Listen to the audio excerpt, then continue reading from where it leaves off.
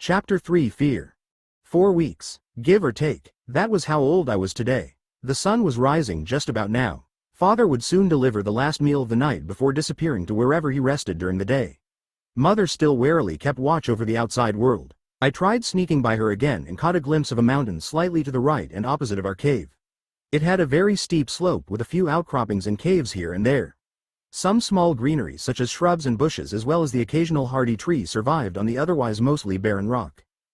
But before I could make out any more details, my mother had shoved me back into the cave rather aggressively. Seems I angered her. You know they say curiosity killed the cat, right? Well, I'm an owl, so I'm fine. Just let me take a look, Mum, please? No amount of cute head tilting and large eyes could convince her. How harsh. Well, looking at my siblings I understood how I might be moving away from cute and towards pretty, but that was no excuse to ignore my pleas.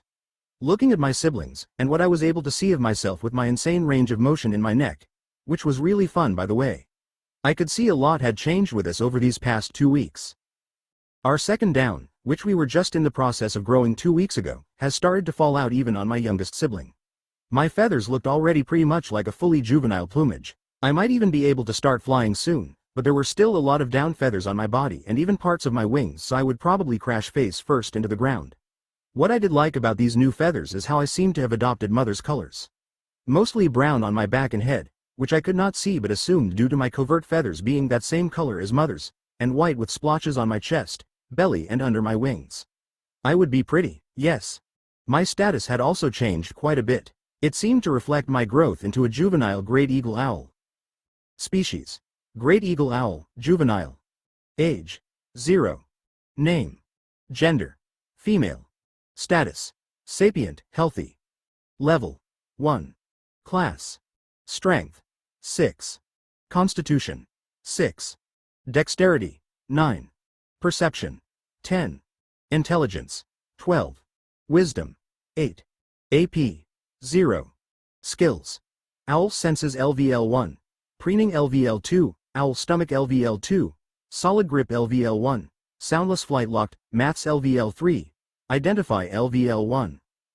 First of all, my stats had grown again. Besides my magic stats, they did not want to change at all. At this point, I was just glad they were not shrinking with how little intelligence I was surrounded by. Not to insult my family, but they were very simple animals. They ate, shat and slept. And when they were not doing any of those they watched the outsides or shuffled around a little whenever it got cold. I instead did some simple thinking exercises. I had been able to recall more of my maths knowledge. It was hard, but I calculated every number squared up to 20. And then cubed, and then up to 30, and 40. I could not do any more, not without writing it down. And the rock of our home was too hard to scratch while the dirt got messed up every time my siblings shoved each other around to get food when Father brought over his latest spoils. But my efforts bore fruit. In my skills, yes, once I turned juvenile my skills unlocked. The first few skills sounded like standard owl stuff. Racial skills or something of the likes. I would bet my siblings and parents had all of these too. Senses, because owls can hear and see really well. Smell did not seem to be included or I would not be able to stomach any food in this cave full of bird excrement. Preening, because birds do that, duh. Stomach seemed to help digest food whole. Since owls vomit up the remains they can't digest, I wonder if getting this skill to max level might allow me to digest even fur and bones completely, and not have to throw up a pellet? That was quite unpleasant. Grip, because owls have strong talons to catch prey and sit on branches while roosting. That was probably why it was still level 1 for me. I did not catch prey and I did not sit on branches. No branches in a cave. Soundless flight was another typical owl thing. It was still locked for me. I hoped that it unlocked once I would become a fledgling and was not somehow broken because I was different. And I knew I was different because of the next skill, maths. Ever seen an owl do maths? And level 3 seemed to be quite decent considering I only had level 2 in preening, which I did a lot of every day to both myself and my siblings. This also led me to believe the last skill was something not every owl has. My skills came grouped like this. I did no sorting or anything like that. I did not even know if it was possible to sort my skills. I really hoped it was, or it would get pretty difficult to keep track of any changes once I got some more skills. Why I did no sorting? Well, my skills just unlocked like 5 minutes ago and I just did not try yet. But I would try soon. First, though, it was food time. Father's wings throwing a shadow over our little entrance and blocking the morning light from falling into it made my siblings and myself perk up. We were always hungry. That is how I knew I was one of them. We were screeching for food together. The morning sun fell on the left side of our cave and disappeared quickly over the course of the early day. I had extrapolated our cave to be facing towards the northeast. If the sun rose in the east in this world, I was right. Right now it shone on the bounty father had brought to feed his hungry kids. A hare, and a big one. This should be enough to sat all of us for a good while. We would not be getting much food for the day, since father rested during that time, so good job on a fat final hunt. Before we were able to partake in our feast, mother suddenly perked up alert. She shoved past father and let out a piercing screech that hurt my ears so bad I thought I would go deaf. Just as suddenly as it started, it was over.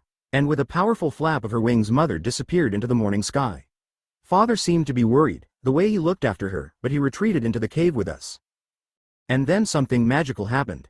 At first, I did not even notice it, but father's dirty gray feathers turned darker and darker. Smoky plumes drifted off his slightly spread wings, and when the floating clouds started blocking my vision of the sky past our cave, I took notice.